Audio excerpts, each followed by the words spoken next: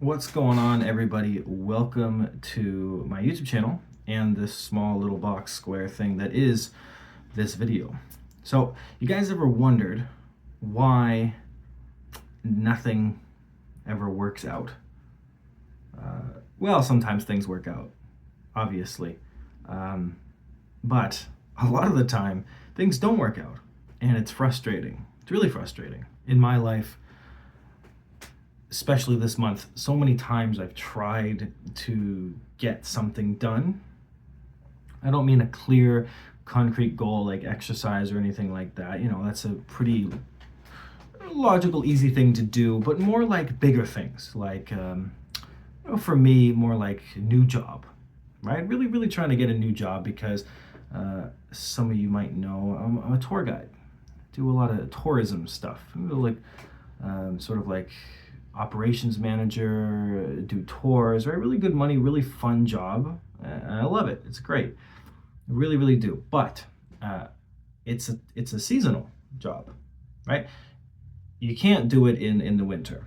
And it is, in fact, winter here in Toronto, which for all you Americans who don't know geography, Toronto's in Canada. Sorry to make fun of you guys, but come on. So, all that being said, the amount of times that I've tried to get something new, okay, has led to an incredible amount of frustration and the loss of important things to me, important people that are no longer in my life or I no longer have. And it's because of this an attempt to control my life, right? An attempt to get something as logical or as practical or as necessary as something might be, right? So we all need things, and yet the harder that we try to get these things, they don't really work out. No matter how many jobs I've applied for, whether I thought they were nonsense, whether I was qualified, whether I was genuinely interested and genuinely qualified, whether I was genuinely interested and not so qualified, it doesn't really matter. It didn't matter if I asked people. It didn't matter if I sought out advice. It didn't matter if I cried and cried and cried and sat here and just complained about my life. It didn't matter if I took positive action, negative action, because ultimately the result was the same. And it is the same, right? So, this is a story from my life, right? This is an example. But from your own life, you might have something that you really want, right? Now, usually the biggest things comes down to money, love, career. Those are like the top three of what we really want. But it could be something simple. It could be, weight, muscle, health goals. It could be certain issues that you have, physical issues, health issues, however minor they might be. It could be something as simple as an item that you want or that you're seeking, right? Maybe you really, really want something. You're really seeking out a specific item, but no matter what, you just can't find it. Like sometimes when you try to remember something and you think, oh, I had a really good joke or I had a really good story or something important I wanted to share, and then you can't remember it. No matter how hard you try to think, you just can't remember it. And then maybe you let go of it, and then of course you remember, right? Now, letting go obviously is a whole other subject, but when it comes to not getting what you want, which happens so often despite the things that we want, despite the actions that we take, despite the positivity that we try to bring into the world. We try to put on a brave face, we try to smile, we try to make sure that we're doing our best, right? And yet still we wake up and nothing's really changed, right? So I'm sure that at some point that you've gone through this. Maybe you're going through this now. You've probably experienced what I'm talking about, right? These feelings, the things I'm going through, they bring up a lot of anxiety, desperation, insecurities, right? It brings up a lot of stuff. And that's what I want to focus on. Is because while I can't say anything with certainty, I'm just really a guy in a sweater. Ultimately, the things that I can see is why we don't get what we want, why me, maybe you, maybe a lot of people in different stages of life, comes down to a few things, maybe 3 or 4, right? Number one, ultimately, is unresolved emotions, right? Unfaced emotions. So when there is a lot of time, when you haven't been able to find something that would take up your time, that would initiate you, that would use your energy, you have a gap, right? In this gap, there's boredom, there's anxiety, there's emotions, there's pain, there's things maybe you never dealt with or have pushed aside. And those unmet, unfaced emotions are now asking for you to look at them, to listen to them. Now, it's easy to say, and of course, there's a very real necessity to get money, to earn a living, to take care of yourself. Of course there is, for me too, right? And yet, it seems that despite the reality of the situation, your emotions are really the focal point of why things are not working out. So if you have emotions that are 2 years old, 2 months old, it doesn't matter. Ultimately, before you can get the next thing, often, right, things are not so black and white, but often these emotions, these unmet, unfaced emotions are asking to be heard. And because of that, there's these delays. Because if you were to listen to your emotions and actually see what they have to say, you might come up with new solutions, or you might stop looking in the same direction. You look here. In other words, you can't know what you don't know. But what you do know is that you probably are feeling very insecure, very emotional, if you're trying to get something that you don't have, job, money, love, and it makes you feel bad when you don't have it. And those emotions that have been existing throughout your life, right, these feelings of sadness and insecurities and self-worth, those are the feelings that are asking to be met. Because it's one thing to keep doing the same thing, but if you want something better or more challenging or rewarding or more interesting than what you've been used to, then these emotions, they really do have to be dealt with. Now, if you want things to stay the same and you want the same kind of life, then maybe you don't really have to. But obviously, I'm trying to talk about getting things that you want, and often the things that we want do belong to a higher threshold, I think, okay? Other reasons is, of course, the desperation, the trying too hard, right? Trying too hard just leads to this inadequate feeling of just hitting your head against the wall, and you blame yourself, and you blame yourself, and you blame life, and you blame yourself, and it's back and forth, and it's back and forth. But the trying too hard just leads to a desperation. And desperation is never attractive. It's never attractive in love. It's never attractive in money and career. It's just not attractive in any real capacity. Because the more that you act out of desperation, the more that you're basically saying, well, I'm not good enough, or I can't get what I want. So you try harder. You try even harder. So there's this idea, I think, for so many humans, that we're not really good enough. We're not good enough to exist. Just number one, most people don't feel they're good enough to exist. That's why humans invented the idea of God. I mean, that's my opinion, but this idea, of course, that there has to be something above us, because we should be grateful that we're here. So even like originally, there is already this complete illusion of basically of our importance and what it means to us. So a lot of us only feel important if things are okay.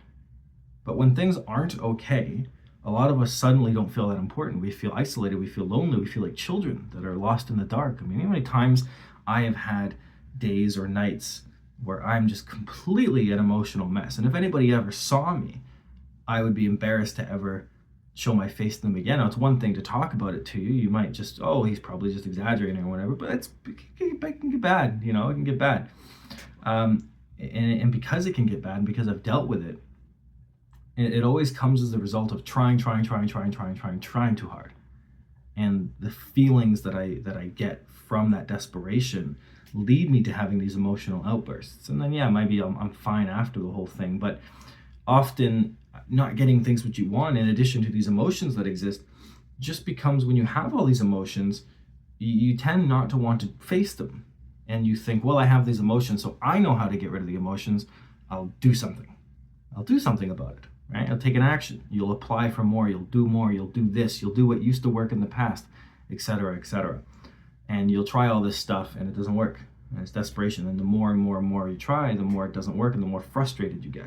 So your emotions, and ultimately, if you want to frame it like a soul, or your higher self, your perspective, is not asking you to do a bunch of random shit. It's however practical it might be. It's really asking you to sit with yourself. because that silence and that emotional space, however sad or difficult it might be, actually opens you up. And so you don't have to do all this stuff. But the way our brains are programmed is to basically find value for ourselves.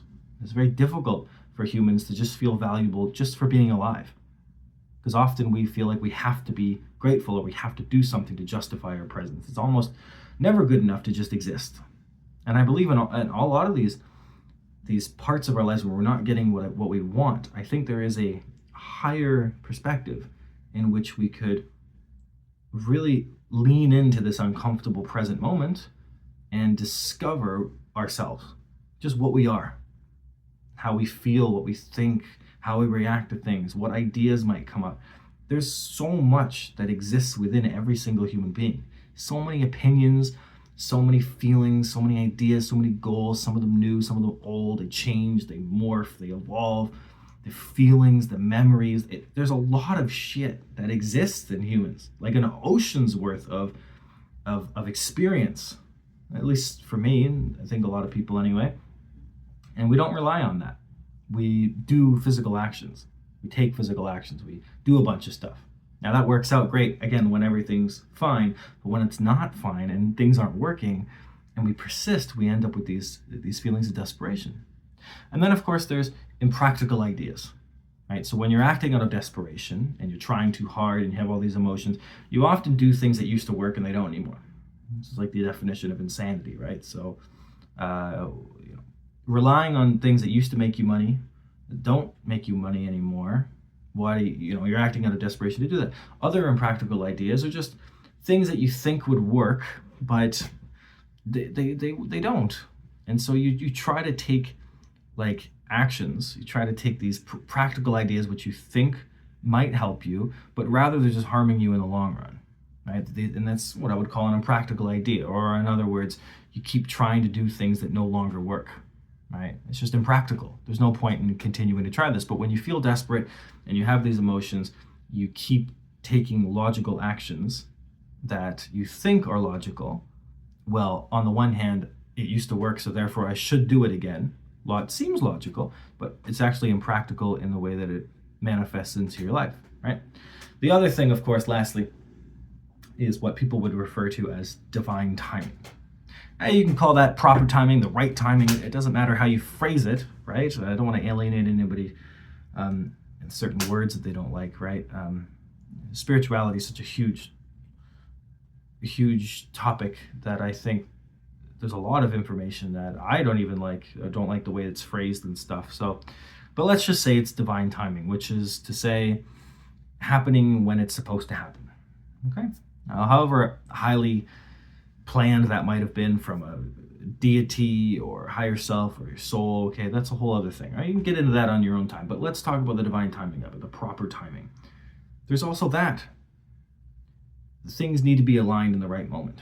So you might have to face your emotions. You might have to stop being so desperate, look at your insecurities, really focus in on why things are not happening. And have you ever even stopped to ask yourself, what do you want, right? These moments of boredom can be used as an opportunity to reflect. Nobody wants to do that. I don't want to do that. I would love to just get high. I'd love to go on vacation. I'd love to go on vacation to a beach for 2 weeks, drink a shit ton of pina coladas, and smoke weed every day, and then come back and have a bunch of money and go, oh, that's great. What a great vacation I just had, when I could actually just relax. But obviously that's a fantasy, and it's not going to happen. And it rarely happens like that anyway. So the timing, the opportunities that you have to exist here, to lean into those uncomfortable moments, even though you might want to do something else, that's what allows the timing to happen. Resisting against it, constantly trying every day to do something else, is a very alluring idea.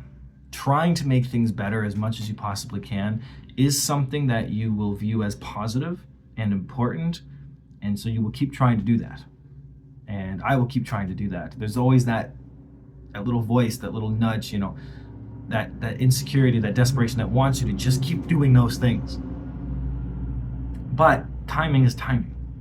And often there's examples, I'm sure you can pull them from your life, when you wanted something and it didn't work out, or there was a gap, but because there was a gap, because there was this, another opportunity came up, something else happened, another person, another school, another friend, another job, something came. Because instead of focusing on this one direction and what you think you have to do this way, if you allow yourself to be open, take a step back and just get rid of all the timing. If you get rid of timing, you stopped this kind of tunnel. If you can imagine your ego trying to control timing, the timing that you want, if you imagine that as a tunnel, then it's focused, you're focused on it. But if you get rid of the tunnel, then it's just open and anything can happen. But with a tunnel, it seems like only specific things can happen. And so it's very hard to, of course, get rid of that tunnel vision, because if you need to pay rent or, a medical bill, whatever, right? It's a shit ton of things people need to do. It's very hard to get rid of that tunnel vision.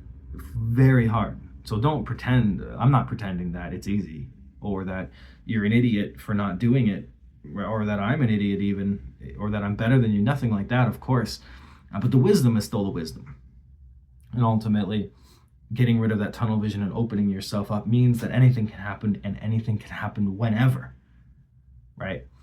Even with tunnel vision, when you say, well, it has to happen within 2 weeks, you're really limiting yourself, right? You're limiting yourself, because if you open it, say, well, it can happen today, it can happen tomorrow, it can happen in a week, it can happen in 2 weeks, it can happen in 3 weeks. It can happen in a way that's the best for you. But we don't want that. We want this. It needs to happen like this. And that's a difficult way to live. It's a stressful way to live. It has caused me nothing but pain. It has attached itself to insecurities and emotions, and it just makes the whole process worse. It's like being in the water is one thing, and learning how to swim or treading water is one thing. It's difficult, but you're doing it. But treading water in a goddamn whirlpool, that's a whole thing. That's a whole other thing. And that's essentially what we do to ourselves. We do that day in and day out. We throw ourselves in a whirlpool, and we effectively tread water all day. And we do it over and over and over and over again. And it's what leads to, I believe, things not working out in the time that we want, in the way that we want them to, right? And these are just some things that I'm sharing. Obviously, letting go of control, surrendering, letting go. These are all topics that have been talked about in spirituality for, decades and decades and decades and hundreds of years or whatever and stuff like that. But really, the emotions, the not getting what you want, it's important to realize that you don't know what you want. You have no idea. The best thing you can do is make use of the time that you have, as stressful as it might be, and just ask yourself a simple question. What do you want? Probably won't get an answer right away, and it's not so much about having a logical answer. It's more about a feeling. It's more about being drawn to something new or something that you haven't thought of. And again, you can't know what you don't know, but you know more than you think.